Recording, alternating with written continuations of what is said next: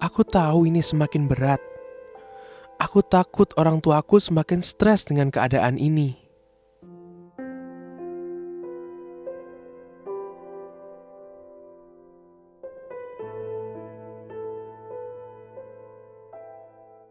Ya, ini sharing dari pengalaman kita mendidik anak autis.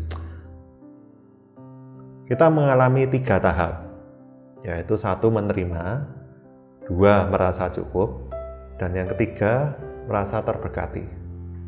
Jadi yang pertama kali kita menerima. Oke, kita terima anak kebutuhan khusus, terima kenyataan yang ada di depan kita. Sering berjalannya waktu, kita merasa nanti, waduh kok anakku kok kurang gini, anakku nanti bisa ke WC sendiri, bisa masak sendiri, bisa belanja sendiri, bisa belajar sendiri. Kita merasa selalu kurang. Dan kita pada waktu mendidik anak-anak ini, kita merasa bahwa apakah ini sudah maksimal, apakah ini sudah yang terbaik. Kita otomatis stres.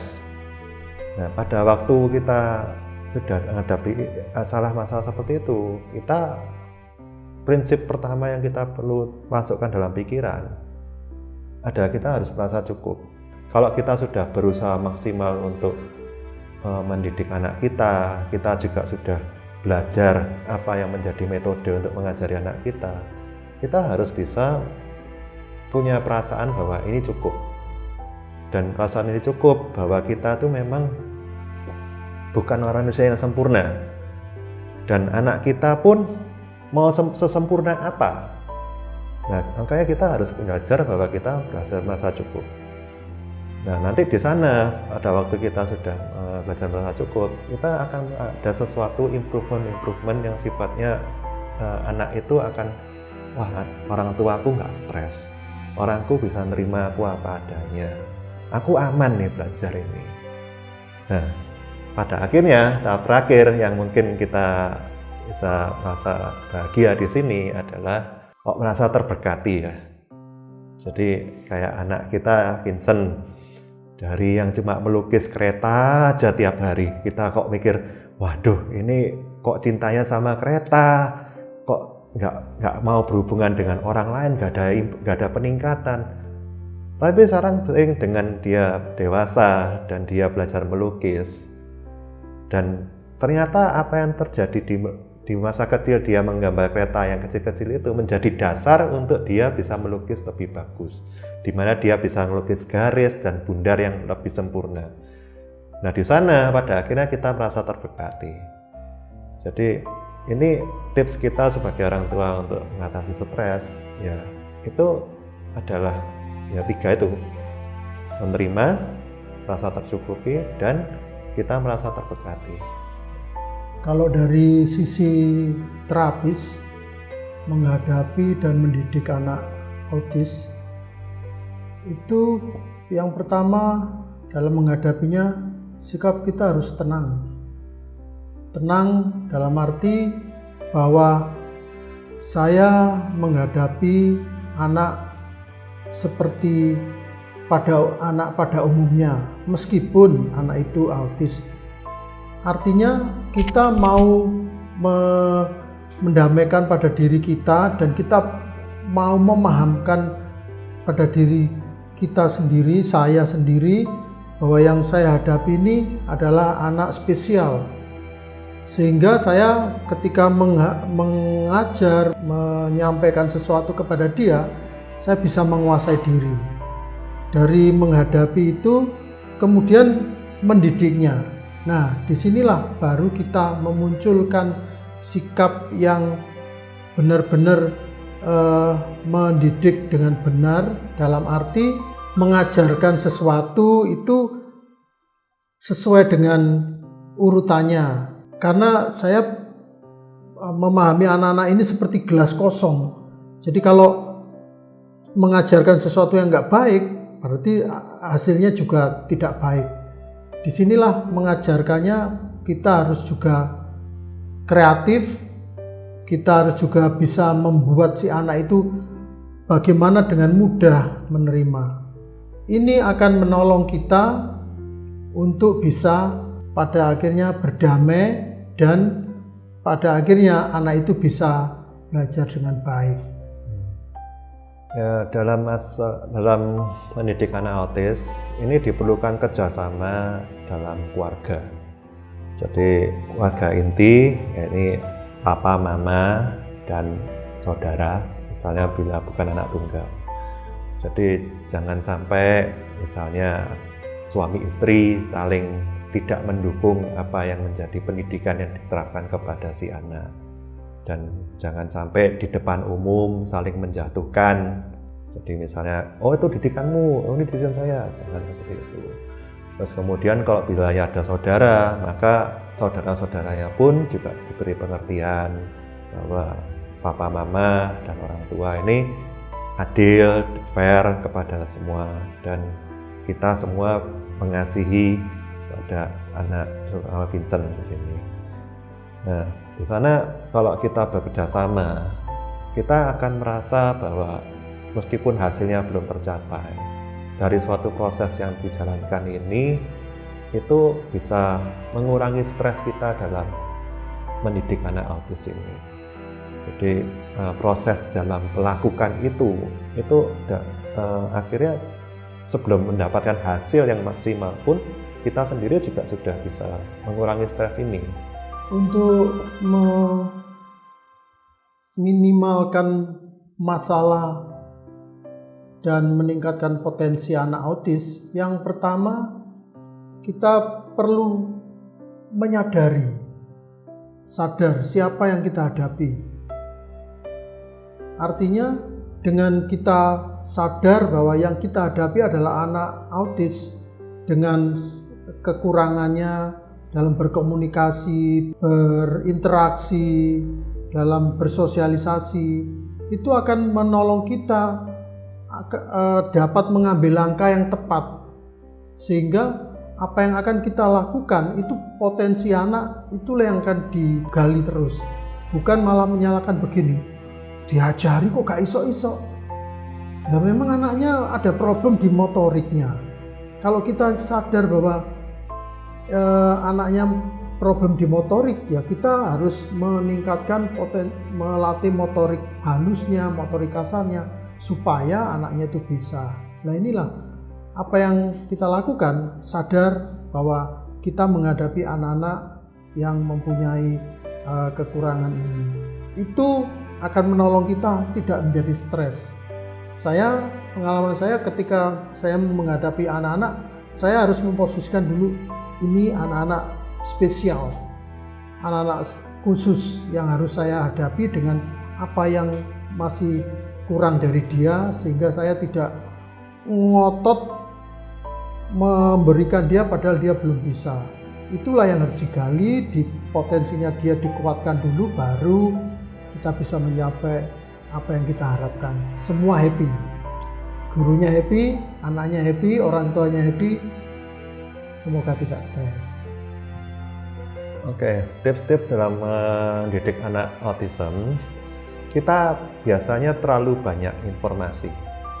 Jadi dalam terapi, lakukan apa, obat apa, dan kita lebih baik mengetahui apa yang dilakukan dalam terapi itu.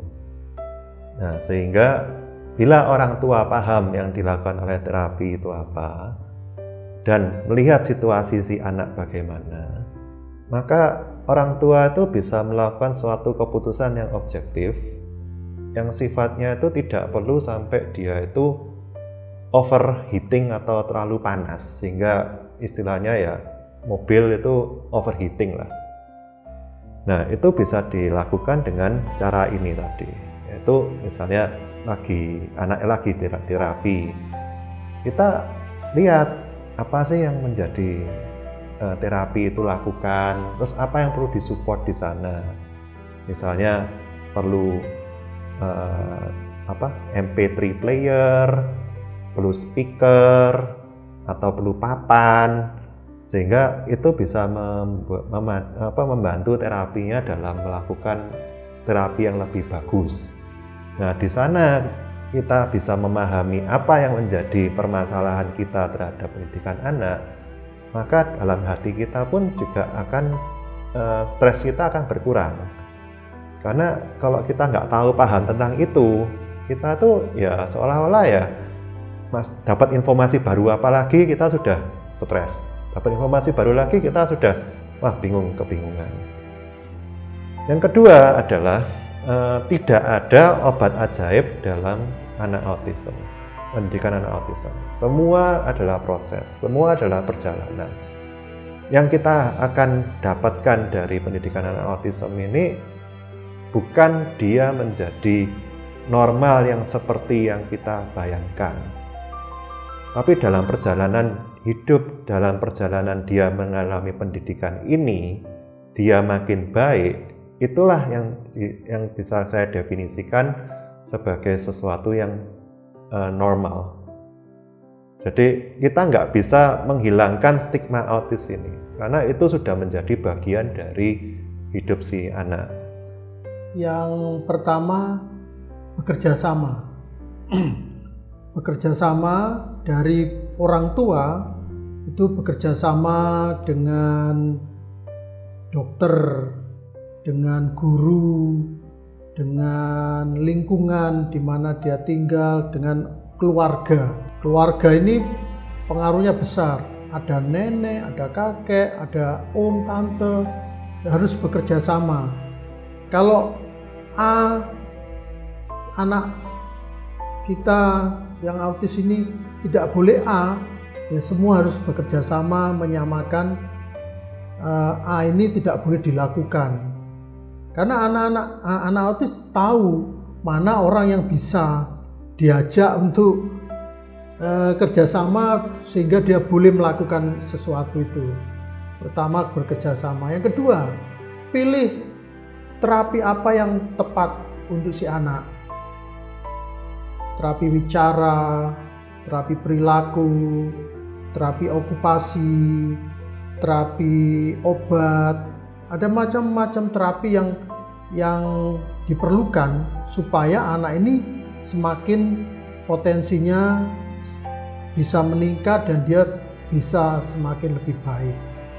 Tadi dikatakan bahwa autis itu tidak bisa sembuh, tetapi autis bisa diminimalkan dengan hal-hal yang kita lakukan.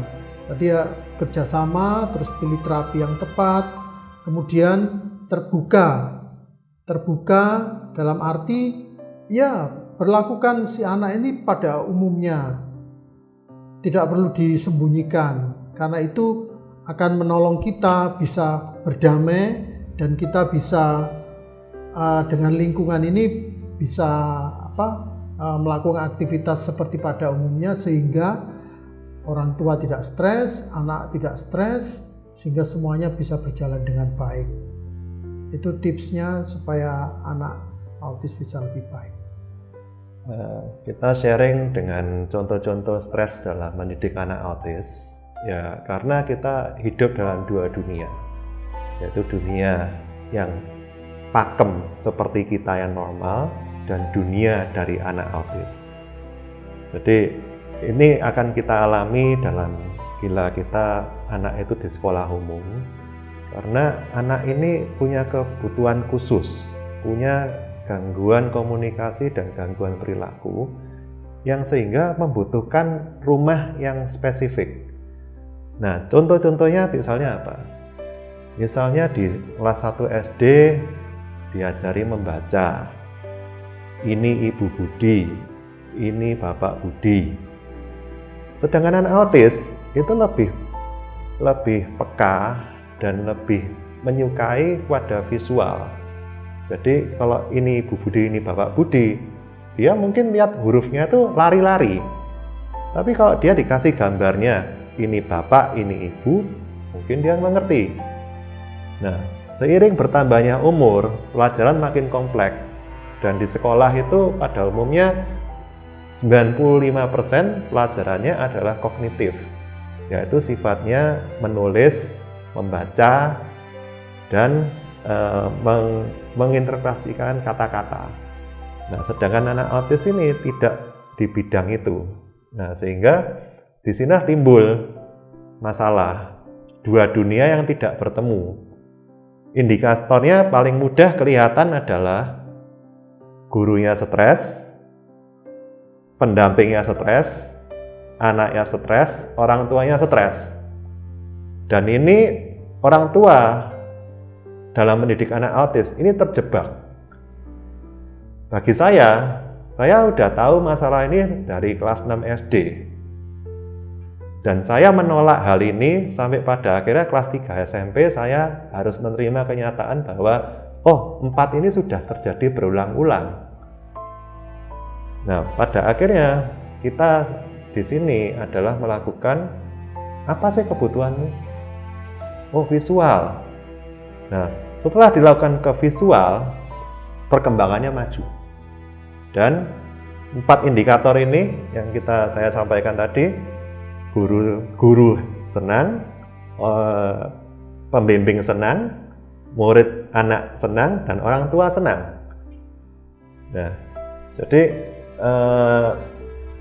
ini yang kita sebagai tips untuk sebagai indikator di mana kalau pendidikan pada anak autis itu tidak tepat. Contoh anak autis yang mengalami kesulitan itu dalam hal membayangkan. Soal cerita itu adalah satu hal yang sulit mereka bayangkan. Jadi anak-anak ini butuh sesuatu yang real untuk dapat dia lihat langsung dan dia bisa kerjakan. Tapi kalau itu membayangkan, itu hal yang sulit bagi anak-anak. Kalau boleh saya tambahkan, untuk anak-anak autis dalam sulit belajar, yaitu dalam hal soal cerita.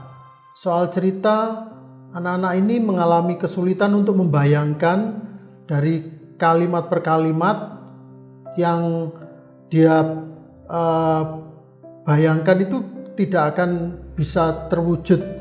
Tapi kalau yang dia kerjakan itu dalam bentuk nyata, maka si anak-anak ini akan bisa mengerjakan. Jadi bagaimana kita mengajari supaya anak-anak tidak mengalami kesulitan dengan menggunakan sesuatu yang real. Tetapi aku bersyukur mereka merasa diberkati dengan kehadiranku di tengah-tengah mereka.